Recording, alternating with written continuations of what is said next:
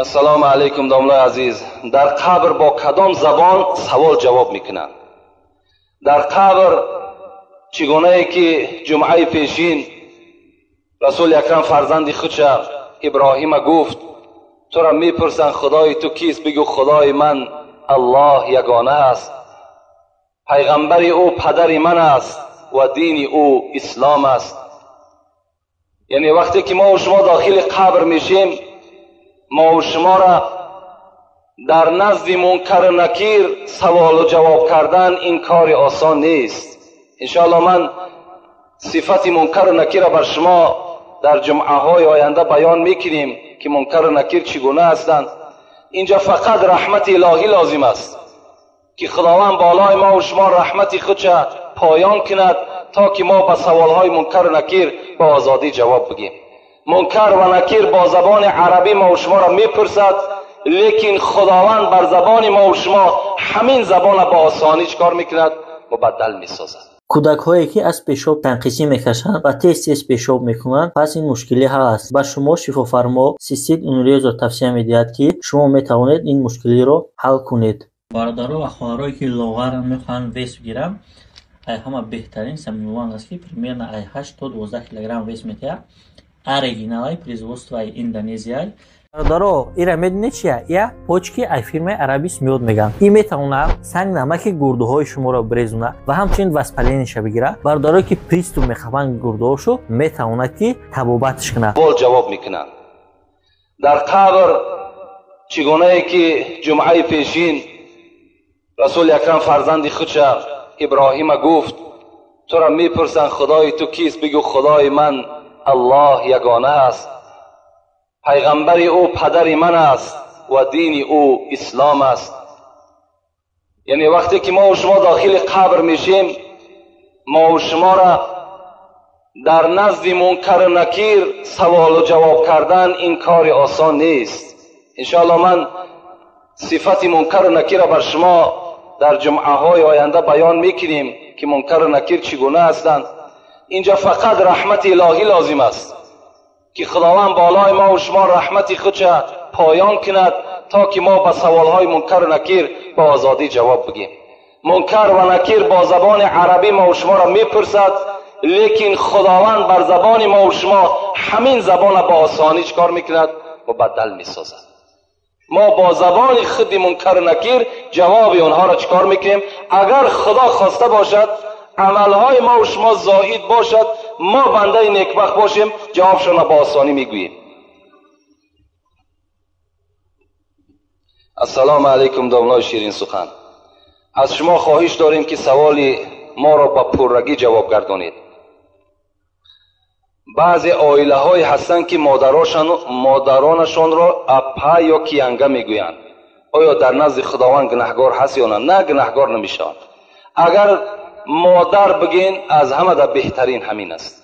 پدر بگین یا به لفظ آذری که ما و شما آتا میگیم یا اتا میگیم، اینو بهترین هستند.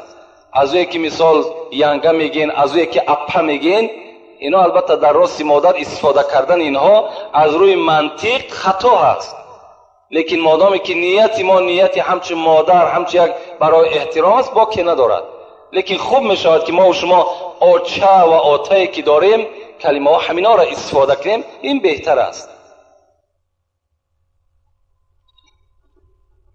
از کلمه هایی که مامشکه و از کلمه هایی که موی سفید حذر کنین. عیب است، عیب. این شما اگر از مدنیت حساب کنین یا که شرم کنین، حیف شمار جوان.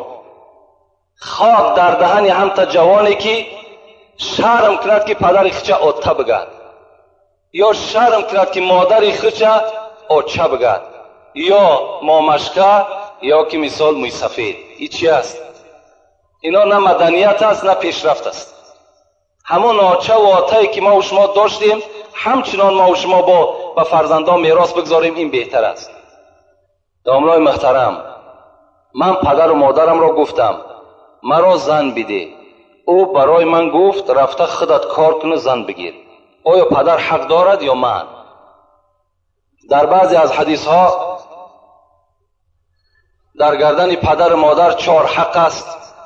یکی نام خوب ماندن، یکی فرزند را خط نکردن، یکی پیش یک عالم برده تعلیم اسلام کردن و 4 فرزند خانه‌دار کردن.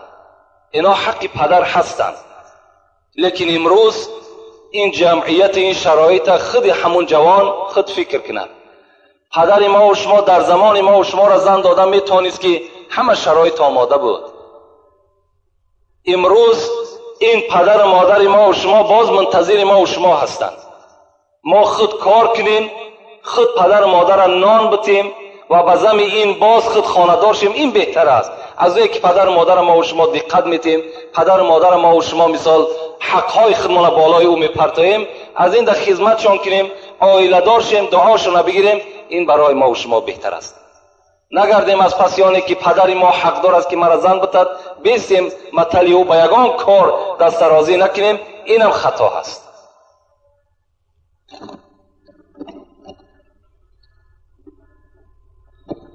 السلام علیکم دوستان عزیز. من سوالها را مختصر جواب میگیم زیرا که به همه سوالها نمیرسیم.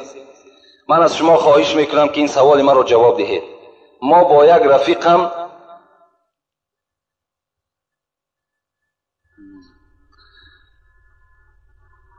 یک رفیقم نشسته بودیم.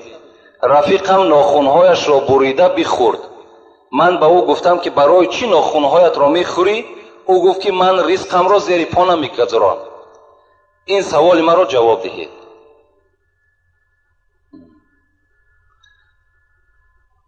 البته این ناخونی که ما و شما از ناخونهای پا میگیریم یا دست میگیریم این رزق نیست. اینا حرام است خوردنشان. مادامی که اگر این رزق باشد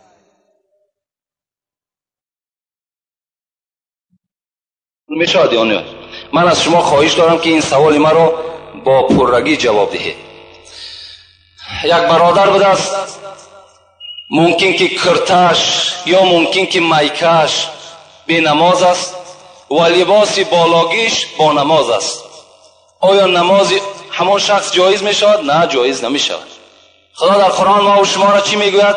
یا ایها المدثر قم فانذر و ربک فکبر و ثیابک فطهر. و ثیابک فطهر. خدا میگه وقتی که تو بالای جای نماز میبرای ذکر بر من میکنی، لباس ها تا پاکیزه کن، لباس ها تازه باشند، بعد تو ذکر خدا را بکن.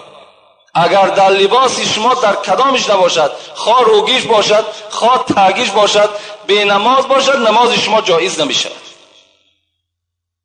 و فی ثیاب البزلتی، حتی عباره مختصر بین میگه اگر لباس چیرکین باشد، بوی میکردگی باشد، اون نماز میخواندگی ثواب ندارد. از چیرکش، از بوی لباس هم پرهیز کنید. اگر نجاست آلو باشد یا بی نماز باشد، به طریق اولا نماز ما و شما درست نمیشد. السلام علیکم دامنای شیرین سخن. علم شما را خدا باز دوچند گرداند. اول من به بیماری قند مبتلا هستم، در حق من یک دعای شفا کنید. دویم، بعداً آیا تلبنده را دشنام کردن، از خانه پیش کردن گناه نیست؟ این کار را کسی کرد که دستی رسا و با دولت است. برادرایی که به کسل قند مبتلا هستند، علالخصوص در این جمعیت ما، در این محله ما هم و این کسل قند چندین نفرها مبتلا هستند. علالخصوص این سوال دهنده هم طلب شفا کردن، خدا همگیشان شفای کامل و شفای عاجل نصیب روزی بسازد. و این سوالی که کردن، آیا تلبنده را از نزد خانه دشنام داده و از خانه پیش کردن و زمیانی که دستی رسا دارد آیا جایز است یا نه؟ آیا گناه نیست؟ البته گناه است. خدا در سوره والضحی و ما و شما تذکر می دهد و اما السائل فلا تنهر. شما وقتی که تلبنده خانه شما وارد شد، شما بالای تلبنده گپی سخت نگین، یعنی در تلبنده را دشنام نتین، تلبنده را از نزد دروازه پیش نکن، بلکه چیکار کن؟ اگر دست رسا باشد چیزی بر او عطا کن. اگر لباس زیادتی داشته باشی بر او عطا کن تا که لباس بدنش نو کند. شرط نیست که تو به همین 10 درم و 20 درم جان تعظمو که از بزم دولتی داشتگید تو خلاص کنی. اگر میتونی جوانمردی کن.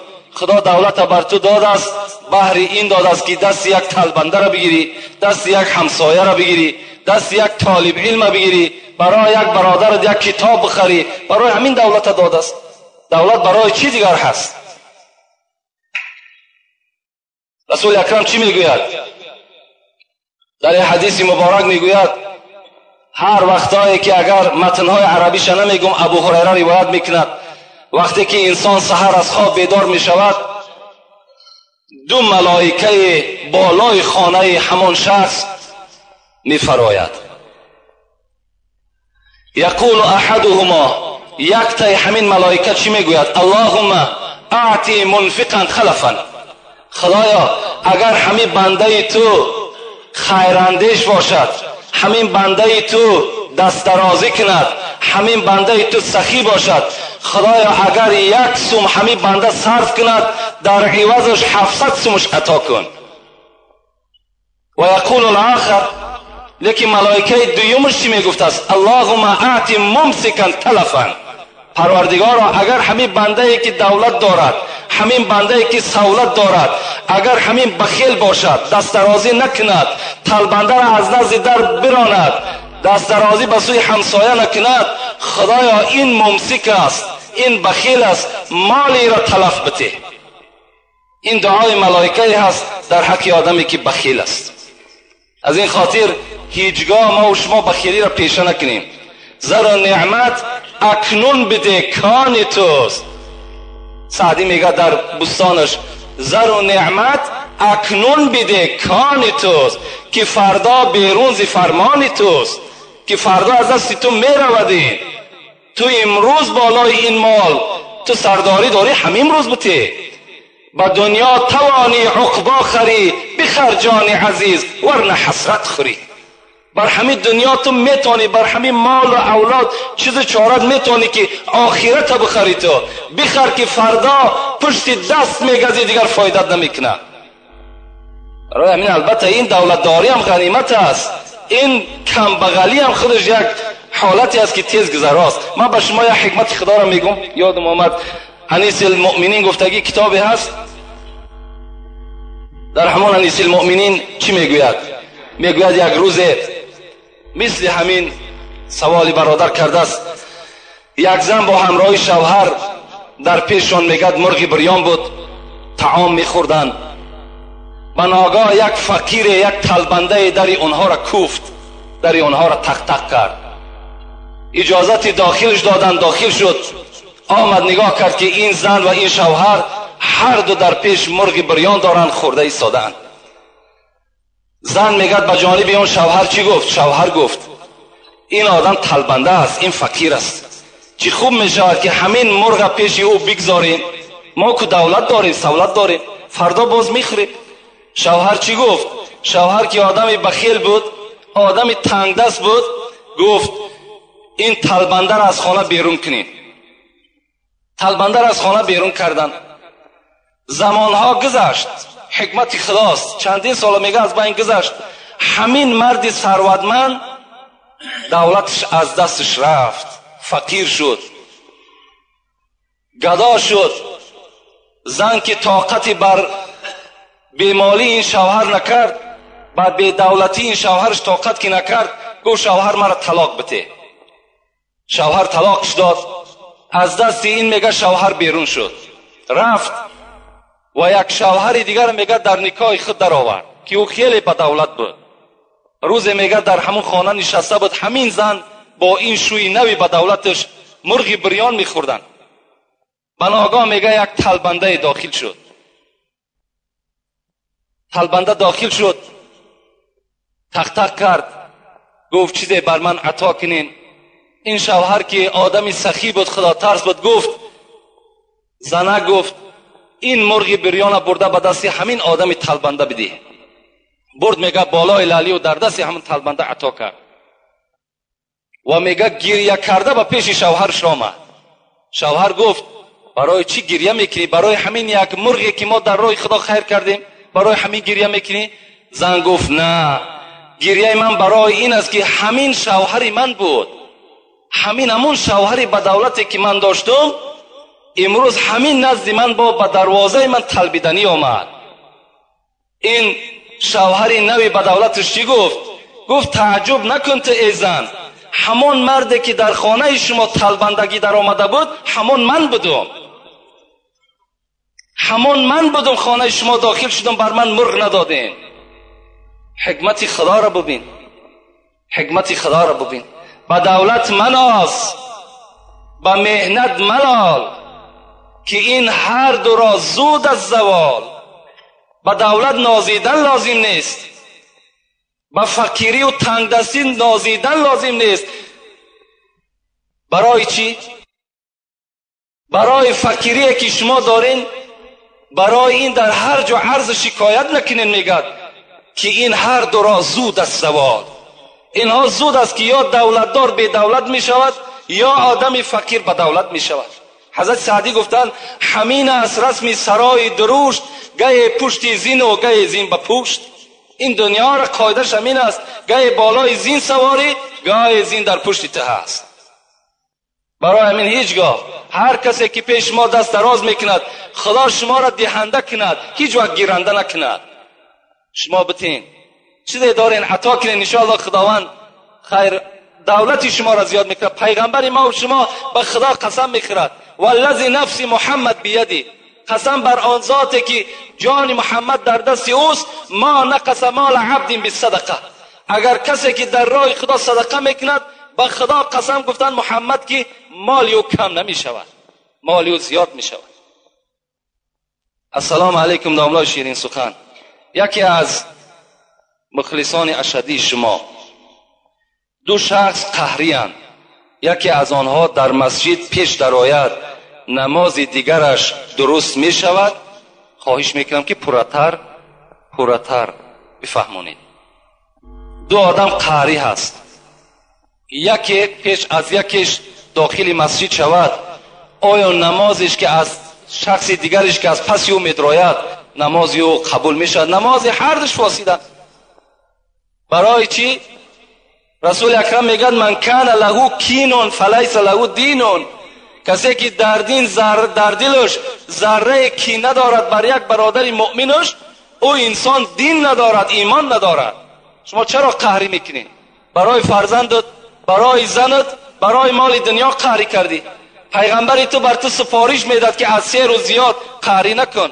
اگر از 3 روز زیاد تو با یک برادر مؤمن قهری کردی، کسف که دمیهی مثل که خونی او را تریزاندگی هستی. قهری نکنین هیچگاه، زیرا در نماز شما، در روزه شما، در همه عبادت های شما نقص پیدا میشد. این برادری توست، اینم خدا را میپرسته، پیغمبری خدا را امتش است. چگونه تو با او قهری میکنی؟ میلش بی غضب نمی شود. غضب کردین، قهری کردین، تیز با یکدیگر قطعی آشنا شین، باز در پی خدمت یکدیگر شین، نه اینکه سالها با یکدیگر قهری بسین. کسی قهری است چی است؟ حتی شب قدر بین، یک روزه شب قدر عبادتش 84 ساله ثواب دارد. همین شب قدر در محروم است آن شخصی که قهری هستند از ثواب همین شب قدر. همان آدمایی که قهری هستند محروم هستند از ثواب این با نصیب نمی شوند.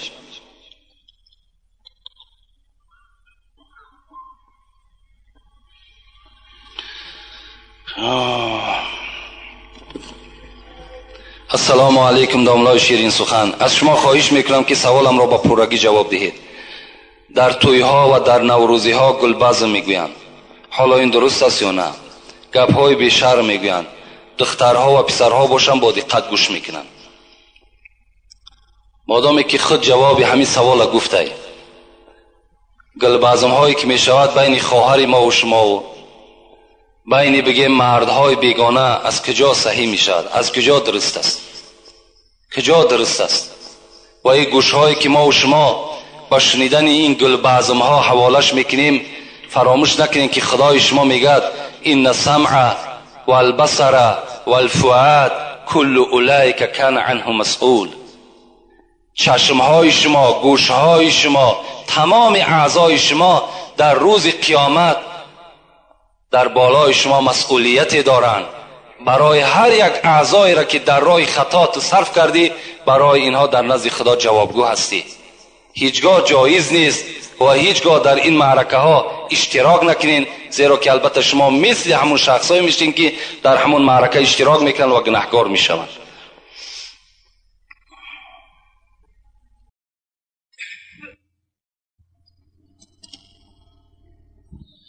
دامنای شیرین سخن، السلام علیکم. خدا شما را صحت سلامت نگه دارد. شما فخر کلاب ما هستید. ما نیز بنده عاجز و دوستدار شریعت اسلام هستیم. دو سوال دارم.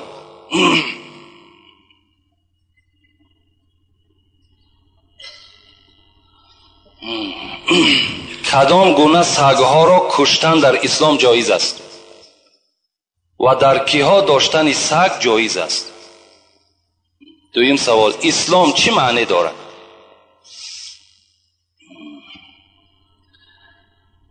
چگونه سگها را کشتن در اسلام جایز است و برای کدام انسانها سگ در خانه نگه داشتن جایز است؟ پیغمبر ما و شما حدیث های مبارک نویساندم، میگوید لا تدخل الملائکه بیتا فیه کلب و سوره. این ابو هریره ابی طلحه روایت میکند، حضرت میگوید پیغمبر خدا گفت که ملائکه های رحمت در خانه که سگ هست و در خانه که صورت هست داخل نمی شوند. شما ای مردم مسلمان از خاندانتان صورت های بی‌معنی را دور کنین. خاندان همه ما و شما به صورت ها تبدیل یافته است، خانه جین و شیطان شده است. صورت ها را از خانه هاتان دور کنین، صورت پرست هم نشین. و سگ ها هم در خانه بدنش چی هست؟ سبب این است که ملائکه های رحمت در خانه ما و شما داخل نمی شود. برای کیها جایز است؟ رسول اکرم میگه شخصی که اگر رمه داشته باشد، شخصی که اگر زمین داشته باشد، برای پاسبانی زمین، برای پاسبانی رمه و اگر حولی کلانی در خانه داشته باشد، برای او انسان هم سگ داشتن گناه نیست. یعنی حولی هایی که ما و شما داریم در اینها سگ نگاه داشتن جایز است، مگر سگ در داخل خانه راه دادن در کار نیست. خانه‌ای که ما و شما میشینیم، در او طعام میخوریم، در اونجا جای مثال خواب ما و شماست، در همون داخل خانه جایگیر کردن سگ جایز نیست، در حولی باکی ندارد. خب اسلام چی معنا دارد؟ اسلام معناش همین است که در همه امرهای قرآن و سنتهای پیغمبر تسلیم شدن، این اسلام است. اسلام معناش این است که به هیچ کس ضرر نرسان و از هیچ کس ضرر نبین. این اسلام ما و شما چنان دینی هست که در داخلش همه رحم و انصاف جایگیر است. این بهترین دین در روی دنیاست و بهترین دین از جهت آنی است که ما و شما در آخرت از حساب همین دین اسلام در نزد خدا چکار میکنیم؟ نجات میابیم. زیرا خدا خود میگه این الدین عند الله الاسلام، و درستی این که دین در نزد من اسلام است. همین اسلام ببین که امروز اگر چنده که دشمنان اسلام دین ما را به دین تروریستی و دیگر حواله میکنن، آن کسانی که این سخن نسبت دین ما میگن خود اونها تروریست هستند. چی جای تروریستی دارد دین اسلام؟ در وقتی که امین بایزید بسطامی را ما به شما یک قصه شا بگم، از بسطام حضرت در میانش یک تخم را بست میگد برای در راه خوردن. اسلام آداب شبین، رحم شبین. آمد به شهر حمدان رسید، بین چند صد کیلومتر طی کرد. وقتی که در یک حمدان نشست، خواست که همون تخمی که همراه خداوردگی بود برای استعمال استفاده کند، نگاه کرد که پر مورچه هست. حضرت نگاه هم تا پیچوند، گفت این مورچه های همون شهر باستان هستند. شهر بستام همین مورچه ها از شهر بستام آمدگی هستند. این من اگر در شهر حمدان حاضر اگر اینها را من کشاده کنم، اینها همه سرگردان میشوند. اینها را باید شهر خودشان بردن در کار. حضرت پس گشتن بستام آمدن، همون مورچه ها را در شهر خودشان کشادن. ببین این رحم بی انصاف بی اسلام ببین چگونه دین است. دین ما و شما دینی نصیحت است، دیگر هیچ چیز ندارد. سلام علیکم داملای عزیز. سنی مذهب از شیعه مذهب چی فرق دارد؟ سنی مذهب نیو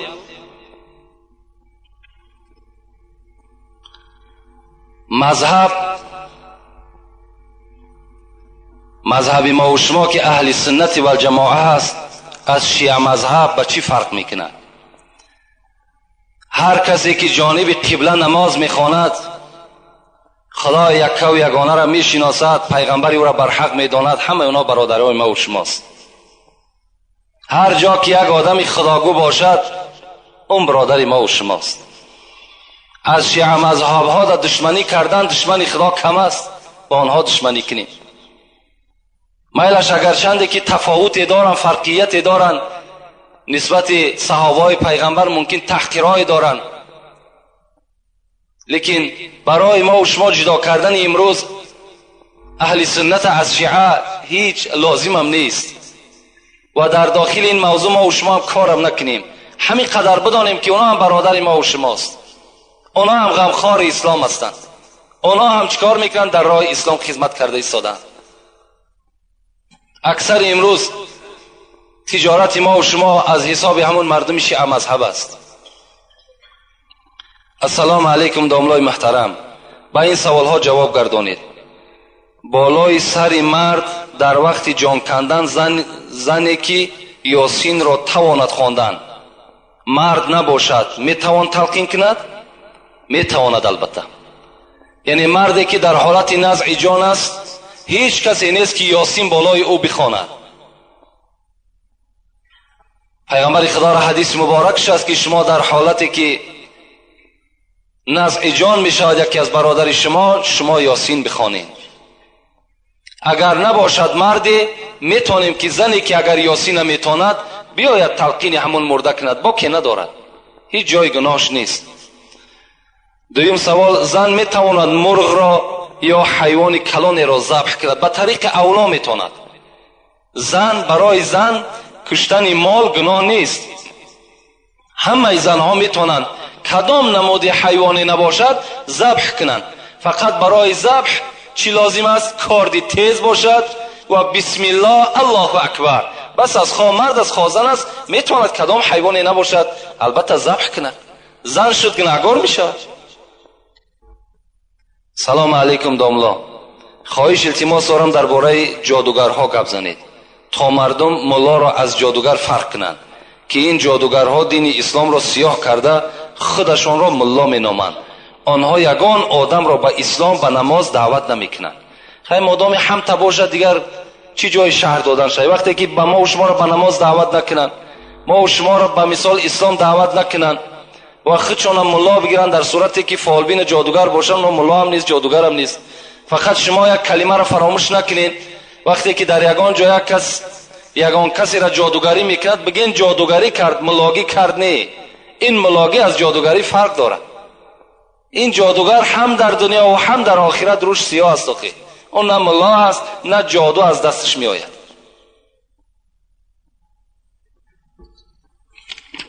السلام علیکم داملای عزیز، به همین سوال من جواب دهید. به حاجتخانه بی‌طاقی در آمدن اوبال است؟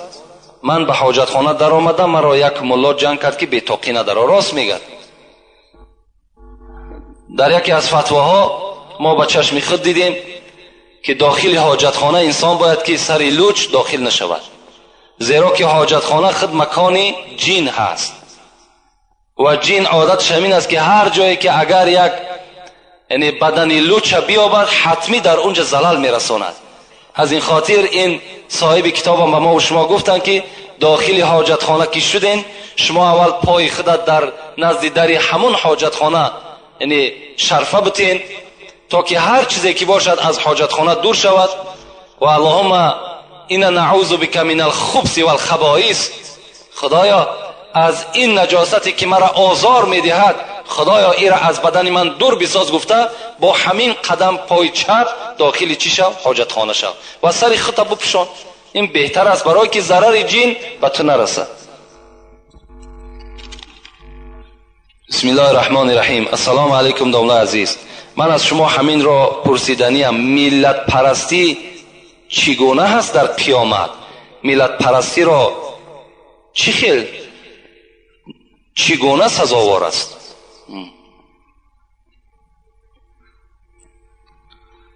ملت پرستی در اسلام ما و شما نیست. این خدای ما و شما همه وقت ندا میکند یا ایها الناس، ای مردم گفته خداوند به طرف ما و شما مراجعت میکند. ملت در اسلام هیچ اهمیتی ندارد، خواه تاجیک است، خواه عرب است، خواه روس است، خواه امریکایی است، کسی نباشد اگر ایمانی بر خدا و ایمانی به قرآن داشته باشد او برادر ما و شماست. ملت در اسلام هیچ اهمیت ندارد. من ندانم، لاهوری میگوید من ندانم مرز و بومش از کجاست. رسول اکرم میگه من ندانم مرز و بومش از کجاست، این قدر دانم که با ما آشناست. من از کجا میدانم که رسول اکرم کجاگی است؟ برای من چی لازم؟ همین قدر میدانم که او آشنای ماست، او شفاعت کننده ماست. برای ما خواه ملت عرب است، خواه ملت تاجیک است، اگر دین نداشته باشد او برادر ما نیست.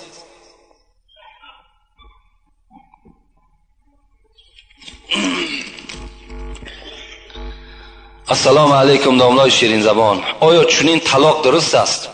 وقتی که زن حامله‌دار باشد و در بستر بیماری خواب باشد و شوهر به عصبانیت و به مجبوری والدین او را به یگان شاهد 3 طلاق میکند و زن به او سوال و جوابی نمیدهد، مرد از بیمارخانه برآمده میرود. یعنی یک مرد بوده است زنش در بیمارخانه خواب بوده است، پدر و مادرش مجبور کردن که همان زن طلاق کن. این جوان رفته است به حضور شاهد زن طلاق کرده است. البته طلاق می شود. در طلاق کردن شاهد شرط نیست، در نکاح کردن شاهد شرط است، لیکن در طلاق کردن شاهد شرط نیست. حتی اگر تو میتونی که به خط بنویسی که مثال به عائله خودت که من تو را 3 طلاق کردم، طلاق می شود. برای این در طلاق کردن هیچ وقت کوشش نکنید، سراسیمه نشین. طلاق کردن بسیار یک کار ناخوبی هست. رسول اکرم میگوید ابغض الحلال الی الله الطلاق، بدترین حلال ها به سوی خدا این طلاق است. هیچگاه طلاق نکنین. در طلاق کردن عرش الهی میگه در جنبش میدراید. هیچگاه هیچ پدر مادر توصیه به طلاق نتین تا حد امکان. امروز ببین طلاق میتن، فردا میبینی که حاضر شدن پشیمان شدیم، نفهمیدیم، بعد از پی فتواکاوی میشوند، بعد دیگر ملاکاوی میشود. چی لازم؟ یک زندگی حلالی خطا و زندگی حرام چکار میکنی؟ البته آلوده میکنی. هیچ وقت به طلاق کردن شما سراسیمه نشین.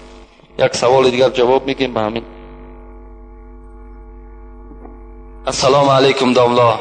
مرد به طلاق زن قسم خورد، گفت من به زنم خانه‌داری نکنم. به 3 طلاق زن قسم خورد. زن حیض دید. اگر به قسم میخوری که زنم 3 طلاق فلان کار نکردم، در اصل کرده باشی، زن طلاق شده است. فرق ندارد. شما به زن طلاق قسم که خوردین، زنتون طلاق میشود. او چی لازم؟ قسم دیگر نیست، فقط باید همین زن طلاق ما و شما قسم بخوریم. فرق ندارد. او حیض میبیند، او زن حامله دار است، او زن بچه میزاید، یا 2 بچه میکند یا 3 بچه میکند، چند تایی بکند، طلاق است. لفظ طلاق گفتی زن طلاق میشود. دیگری بچه کردنی او، حامله دار بدنی او، حیض دیدن او، اینا هیچ به لفظ صریحی که از زبان ما و شما میبراید هیچ دیگر تاثیر ندارد. باز تاکید میکنم که دور باشین، طلاق نکنین. تا حد امکان غضب کنین. اگر یکی مبادا یگان کار یگان مهماتی برآمد، میلش یگان غضب و یگان کار مثال یگان آداب است، ادب دادن است، یا یگان کار دیگر پیشه کنین، لکن طلاق نتین تا حد امکان. خدا عاقبت همه ما و شما را بخیر بسازد. از ثواب و ثمره این امر معروف و نهی از منکر خدایا نامه اعمال ما و شما را پر از ثواب بسازد. مرادها و مطلوبهایی که در دل دارین خدای با فضل کرم خودش برآورده خیر بسازد. این برادری که در اینجا خیر کرده با امید آنی که در حق مادرشان دعا کنین خدا مادرش رحمت و مغفرت گورش پر نور بسازد و فرزنداش خدا عمر دراز با برکاتی با توفیق نصیب روزی بسازد. ربنا افتح بیننا و بین قومنا بالحق و انت خیر الفاتحین برحمتک یا ارحم الراحمین.